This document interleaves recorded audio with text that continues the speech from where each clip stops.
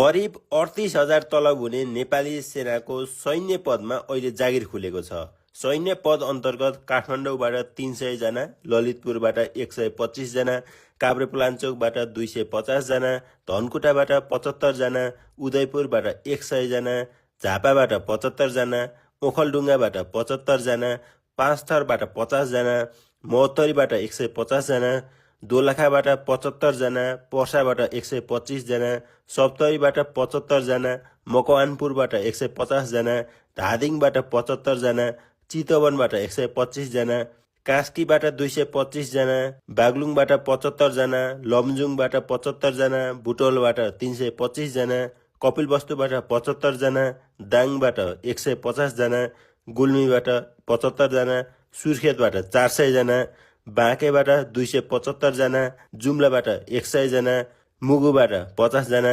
कैलालीबाट 350 जना, कञ्चनपुरबाट 200 जना, डोटीबाट 125 जना र दार्चुलाबाट 75 जना गरी टोटल 4500 जनाको लागि सरकारी जागिर खुलेको छ।